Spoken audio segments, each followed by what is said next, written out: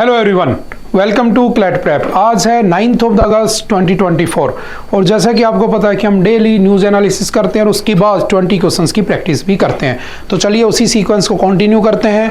आज का पहला क्वेश्चन हमारे सामने, in which year did India won first gold medal in hockey at the Olympics. तो किस ईयर में जीता था? तो याद रखना 1928 में, याद रखना। उसके बाद 32 में भी था, 36 में भी था, 48 में भी था, ठीक है। लेकिन पहला कब था? 28 में। और हमारे यहाँ पर हॉकी के जादूगर किसे कहते हैं? तो किसको कहा जाता है? Magician of hockey. तो याद रखना मेजर ध्यानचंद को। और उन्हीं के नाम पर 29 अगस्त को, उनके बर्थडे वाले दिन, क्या सेलिब्रेट किया जाता है? तो याद रखना नेशनल स्पोर्ट्स डे भी सेलिब्रेट किया जाता है। और बाकी की चीजें आपने आर्टिकल के डिस्कशन में पढ़ भी ली होंगी, ठीक है। उसके बाद चलते हैं next. When was the first artificial sweetener discovered by the scientist?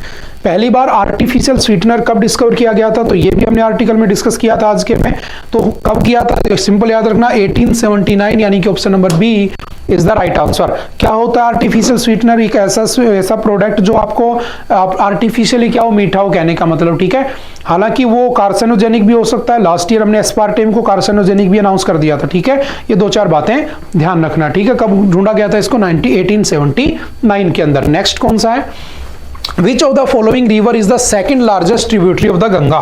जो गंगा रिवर है, जो कि हमारी कह सकता हूं सबसे बड़ी रिवर है, जो 2525 किलोमीटर यानी कि 2525 किलोमीटर फ्लो करती है। और वो चली जाती है कहां से? तो आपके गंगोत्री ग्लेशियर से निकलती है और बांग्लादेश होते हुए बे ऑफ बंगाल में चली जाती है। जब ये भारत में होती है तो इसको कहते हैं गंगा। लेंथ कितनी है? 2525 किलोमीटर। जब ये बांग्लादेश में पहुंच जाती है तो इसका नाम क्या हो जाता है? तो याद रखना पद्मा, ठीक है। और यहां से एक रिवर आती है जो इसमें मिल जाती है, इसको क्या कहते हैं? ब्रह्मपुत्रा। लेकिन जब ये बांग्लादेश में एंटर करती है तो ये हो जाती है आपकी जमुना, ठीक है। जमुना और गंगा, गंगा बन जाती है पद्मा, ये बन जाती है जमुना। नाम बदल जाते हैं इनके, ध्यान रखना। और इसकी जो सबसे बड़ी ट्रिब्यूटरी है वो कौन सी है? यमुना। और दूसरे नंबर की ट्रिब्यूटरी है वो कौन सी है? सोन। और सोन कहां से निकलती है? तो याद रखना अमरकंटक से। कहां से निकलती है? अमरकंटक। और अमरकंटक से 3 रिवर निकलती हैं। इधर चली गई नर्मदा, इधर चली गई आपकी महानदी, ठीक है। इस बात को थोड़ा सा ध्यान रखना। बेसिक रिवर्स को, अभी नदियों का टाइम चल रहा है क्योंकि मानसून का टाइम चल रहा है, तो मोस्टली न्यूज में आ जाती हैं, ठीक है। सिंपल सा याद रखना। उसके बाद सबसे पहली कौन सी है? तो आपकी गंगा, और यमुना, और दूसरे पे कौन है? तो आपकी सोन रिवर, ठीक है। उसके बाद चलते next. When was the Central Electricity Regulatory Commission established by the Ministry of Power? तो अभी इसके अंदर एक मेंबर को अपॉइंट किया गया था। तो न्यूज में था, हमने आर्टिकल में पढ़ा था। तो कब बनी थी सेंट्रल इलेक्ट्रिसिटी रेगुलेटरी बॉडी? तो याद रखना 1998। Option number B is the right answer. किस मिनिस्ट्री के अंडर काम करती है? तो याद रखना कौन सी? Ministry of the power. आप लोग मुझे कमेंट करके बताना who is the current union minister of the power, ठीक है। ये आप मुझे कमेंट करके बताना। उसके बाद चलते next. In which article of the Indian Constitution the human rights against adverse effect of the climate change included by the Supreme Court of India? Supreme Court of India ने कौन से आर्टिकल के अंदर इसको ऐड किया? तो ये भी हमने डिस्कस किया था उसमें। तो कौन सा आर्टिकल था? 21, राइट टू लाइव या राइट टू लिव या राइट टू लाइफ, जीने का अधिकार, ठीक है। अगर क्लाइमेट चेंज में कोई इफेक्ट आता है, उसमें चेंज होता है, ह्यूमंस की वजह से आता है, किसी अथॉरिटीज की वजह से आता है, तो आर्टिकल 21 के अंदर आपको फंडामेंटल राइट में उसको प्रिजर्व कर दिया गया। और ये कौन सा केस था? तो आपका 2024 का रणजीत सिंह वर्सेज आपके यूनियन जो हमारी गवर्नमेंट है उसका केस होता है, जिसके अंदर इसको आर्टिकल 21 में जोड़ दिया गया, ठीक है। तो सिंपल सा याद रखना, ठीक है। उसके बाद चलते next. On which day was the national handloom day celebrated? किस दिन मनाते हैं? तो याद रखना हैंडीक्राफ्ट्स डे या हैंडलूम डे किस दिन होता है? 7 अगस्त को मनाते हैं। क्योंकि 7 अगस्त को आपको थोड़ा सा हिस्ट्री में जाना पड़ेगा इसके लिए। और हिस्ट्री क्या है थोड़ी सी तो समझना। हमने क्या किया था 7 अगस्त को, ठीक है। 7 अगस्त 1905 को जब हमारे यहाँ पर बंगाल स्प्लिट किया गया था, बंगाल को 2 हिस्सों में तोड़ दिया गया था और कह दिया था अंग्रेजों ने इधर रहेंगे हिंदू, इधर रहेंगे मुस्लिम। इधर कौन रहेंगे? हिंदू, इधर मुस्लिम। इसकी कैपिटल बोले कोलकाता, इसकी कैपिटल बोले ढाका। तो आज तुम देखोगे इसकी कैपिटल ये क्या है? बांग्लादेश है। ये क्या है? वेस्ट बंगाल है। तो इसको नाम दिया गया था वेस्ट बंगाल, इसको नाम दिया था ईस्ट बंगाल। आज ये ईस्ट बंगाल बांग्लादेश बन गया, ठीक है। तो सिंपल सा याद रखना, ये जो डिवीजन किया इन्होंने, ये करने वाला कौन था? तो उस समय वाइसराय कौन था? लॉर्ड कर्जन, ठीक है। और इसकी अनाउंसमेंट कब हुई थी? तो ये अनाउंसमेंट हुई थी 20 जुलाई 1905 को, ठीक है। और इसको अलग कब कर दिया गया? 16 अक्टूबर 1905। लेकिन यहां तक जाने से पहले बंगाल के लोगों ने इसका अपोज किया, और अपोज करने के बाद इन्होंने एक मूवमेंट किया जिसका नाम रखा गया स्वदेशी मूवमेंट।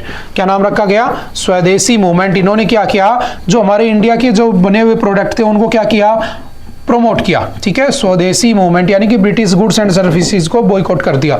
और ये किस दिन स्टार्ट हुआ था? 7 अगस्त 1905। ठीक है, अनाउंसमेंट के बाद और स्टार्टिंग होने से पहले, बंगाल स्प्लिट के होने से पहले। ठीक है, और उसके बीच में जो ये मूवमेंट हुआ इसे कहते हैं स्वदेशी मूवमेंट। इसी को इंपॉर्टेंस देने के लिए 7 अगस्त को हम क्या बनाते हैं हर साल? नेशनल हैंडलूम्स डे, यानी हाथों से बने हुए प्रोडक्ट को प्रमोट करते हैं। समझ गए सिंपल सी क्या कहानी थी? उसके बाद चलते हैं नेक्स्ट क्वेश्चन में। बाकी हिस्ट्री पढ़ी हुई है तुमने। Who was sworn in as the head of the Bangladesh caretaker government on the 8th of August, यानी कि जो इंटरिम गवर्नमेंट बनी है उसके हेड किसको बनाया गया? तो याद रखना मोहम्मद यूनुस। और मोहम्मद यूनुस को क्या मिल चुका है? तो याद रखना नोबेल प्राइज। ठीक है, पीस के लिए। ठीक है, और ये बच्चों की, वहां के स्टूडेंट की नीड थी कि उन्हें क्या बनाया जाए, उनकी डिमांड थी, तो उनको बना दिया गया। ठीक है, अब जो भी होगा हम उसको आगे कंटिन्यू पढ़ लेंगे। विच मेडल डिड नीरज चोपड़ा, कौन सा मेडल जीता नीरज चोपड़ा ने? तो सिंपल सा option number B, that is silver medal जीता। पहला मेडल किसने जीता? तो पाकिस्तान के जेवलिन जो थ्रो करने वाले हैं प्लेयर, उन्होंने जीता। सिंपल याद रखना।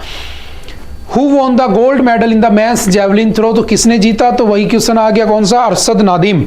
और ये क्या है? तो कहाँ के हैं? तो पाकिस्तान के। इन्होंने क्या किया? गोल्ड मेडल जीता। सिल्वर किसने? तो नीरज चोपड़ा ने। ठीक है, सिंपल याद रखना।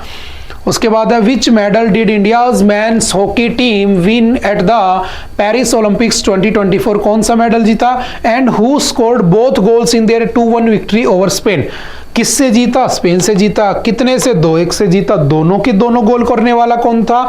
तो याद रखना Harmanpreet Singh.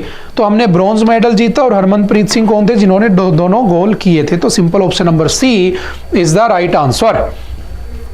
What is the new payment limit for the UPI transaction set by the Reserve Bank of India? आज के आर्टिकल में भी हमने RBI को भी अच्छे से डिस्कस किया था, आपने वहां से पढ़ लिया होगा। ठीक है, कब बना था ये? 1935 में। हेडक्वार्टर कहाँ पे है? मुंबई। ठीक है, यूपीआई ट्रांजैक्शंस, यूपीआई कब आया था? तो यूनिफाइड पेमेंट इंटरफेस। याद रखना क्या होता है ये? Unified payment interface. ठीक है, और यूनिफाइड पेमेंट इंटरफेस जो है वो कब बना था? 2016। इसको बनाने वाला कौन था? एनपीसीआई। ठीक है, national payment corporation of India. ये कब बना था? 2008। अब आ जाते हैं न्यूज के ऊपर। अच्छा, कितने देशों में यूपीआई चलता है? 7 कंट्रीज में चलता है, ध्यान रखना। ठीक है, अब पूछेगा कि यूपीआई ट्रांजेक्शन्स की लिमिट कितनी कर दी है? तो 5 लाख कर दी गई। तो सिंपल न्यूज बन गई। तो आपको यूपीआई, एनपीसीआई, इनके बारे में पता होना चाहिए। उसके बाद चलते हैं next. Who among the following has been appointed as the new chairman of the SBI? देखो SBI के न्यू चेयरमैन बनाए गए हैं, तो कौन बने SBI के चेयरमैन? तो सिंपल से याद रखना आपके CS Setty. Option number is the right answer. लेकिन अगर एक बात ध्यान रखना, एक बैंक था जिसका नाम रखा गया था बैंक ऑफ बंगाल, एक बैंक था बैंक ऑफ बॉम्बे। ठीक है, एक बैंक था बैंक ऑफ मद्रास। ठीक है, ये बना था 1806 में, ये बना था 1840 में, ये बना था 1843 में। इन तीनों को मर्ज करके एक नया बैंक बनाया गया 1921 में, जिसका नाम रखा गया था, याद रखना, इंपीरियल बैंक ऑफ इंडिया। और ये जो इंपीरियल बैंक ऑफ इंडिया था, इसी बैंक का क्या कर दिया गया? 1955 में नेशनलाइजेशन कर दिया गया, और नाम बदल के क्या रख दिया 1955 में? तो इसको हमने नाम रख दिया स्टेट बैंक ऑफ इंडिया। तो ये थोड़ी सी किसकी हिस्ट्री याद रखना, स्टेट बैंक ऑफ इंडिया की। कैसे कैसे बना? पहले ये इंपीरियल बैंक ऑफ इंडिया था, पहले इनको 3 बैंकों को मर्ज किया गया। ये कब कब बने थे? और अभी इसका हेड जो चेयरमैन है वो किसको बना दिया गया? तो CS Setty is the right answer. ठीक है, उसके बाद चलते next. In which of the following state is the Pobitora wildlife sanctuary? Wildlife sanctuary की बात है, न्यूज में आ गया, कौन से स्टेट में? तो याद रखना Assam. Option number D is the right answer. और हमारे पास वाइल्ड लाइफ लगभग 500 के प्लस में है। ठीक है, तो सबको नहीं रटना होता है हमें। ठीक है, उसके बाद चलते हैं next. By what percentage of the following has India's renewable energy capacity grown? Renewable क्या होता है? जो बार बार जनरेट की जा सके। ठीक है, रिन्यू हो सके, solar energy, wind energy, hydro power और ये सब। तो पूछ रहा है कि भारत की कितना इंक्रीमेंट हुआ पिछले डिकेड में? तो 165% इंक्रीमेंट हुआ है। Option number C is the right answer. इसी के लिए आपने पढ़ा होगा ग्लोबल बायोफ्यूल अलायंस हमने किया था लास्ट ईयर। ठीक है, हमने सोलर अलायंस किया था। ठीक है, 2015 में। ठीक है, हमने गोबर धन स्कीम चलाई थी। ठीक है, गोबर धन स्कीम वो भी भी इसी से रिलेट कर रही थी। हम इथेनॉल पेट्रोल लेकर आए थे, वो भी इसी से लिंक कर रहा था। ठीक है, ये सारे क्या हैं, तो बेसिकली बायोफ्यूल्स हैं, रिन्यूएबल एनर्जी के सोर्सेज हैं। ठीक है, जो बार बार जनरेट किए जा सकते हैं। उसके बाद चलते हैं next. Where among the following was the 7th meeting of the AIPA? AIPA क्या है तो याद रखना है आसियान इंटर पार्लियामेंट्री असेंबली। कहां पर हुई है तो याद रखना Laos, option number A is the right answer. ASEAN क्या होता है तो याद रखना association of south east Asian Nations. कितने मेंबर है इसमें, तो टोटल 10 मेंबर है, ध्यान रखना। ठीक है, आसियान, इसमें इंडिया नहीं है क्योंकि साउथ ईस्ट में नहीं आते, हम ईस्ट साउथ में आते हैं, तो हम सार्क के मेंबर हैं।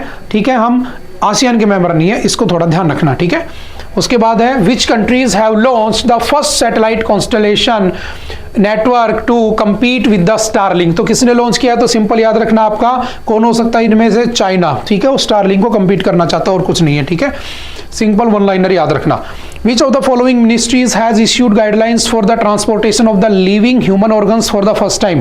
लिविंग ह्यूमन ऑर्गन्स को ट्रांसप्लांट करने के लिए कौन सा होगा, तो बताओ। रोड ट्रांसपोर्ट तो नहीं होगा, नीति आयोग भी नहीं होगा, ये भी नहीं होगा, तो हेल्थ एंड फैमिली वेलफेयर ही होगा। मुझे कमेंट करके बताना who is the union health minister और फैमिली वेलफेयर मिनिस्टर। ठीक है, सिंपल सा कमेंट करके बताना। ठीक है, ministry of health and family welfare का हेड कौन है। नेक्स्ट चलते हैं। Which state have approved the prisons and the correctional service bill. तो कौन लेकर आया है, तो सिंपल याद रखना आपका महाराष्ट्र। ठीक है, प्रिजन्स और उनको यानी कि जेलों को ठीक करने का बिल लेकर आया कि भाई जेल बहुत गंदी है, इनको ठीक कर लिया जाए थोड़ा, है ना। तो कौन लेकर आया है, महाराष्ट्र। सिंपल याद रखना, वन लाइनर क्वेश्चन है। नेक्स्ट है where among the following was the global medtech conference 2024 held. तो कहां पर हुई है, तो ये भी सिंपल वन लाइनर क्वेश्चन है, new Delhi, option number C is the right answer. उसके बाद चलते हैं next. Who has recently launched e-evidence, न्याय सेतु, न्याय श्रुति एंड न्याय ई समन ऐप। तो किसने लॉन्च किया है, तो याद रखना अभी पढ़ा होगा ना, भारतीय जो आपके जो आईपीसी थे, है ना, नागरिक सुरक्षा संहिता, और ये सब बदल दिए गए ना, तो आईपीसी, सीआरपीसी, एविडेंस एक्ट, साक्ष्य बिल बना दिया गया। ऐसे ही कुछ ऐप लॉन्च किए गए, कौन कौन से हैं, तो ई एविडेंस, न्याय सेतु, न्याय श्रुति, न्याय ई समन। तो किसने लॉन्च किया है, तो कौन हो सकता है, ओम बिरला स्पीकर है, नहीं होगा, प्रेसिडेंट। ठीक है, राजनाथ सिंह डिफेंस मिनिस्टर है, तो होम मिनिस्टर ने इसको लॉन्च किया, option number B is the right answer. उसके बाद चलते नेक्स्ट। ओके, आई थिंक आज के लिए इतना ही था। आप लोगों को बातें समझ में आई होंगी। फिर भी अगर कोई डाउट रहता है तो हम उसको अगेन नेक्स्ट लेक्चर में डिस्कस कर सकते हैं। ठीक है, अगर आपको कोई डाउट रहता है कोई टॉपिक का तो आप कमेंट करके बता सकते हैं। Okay, bye bye, thank you, have a nice day.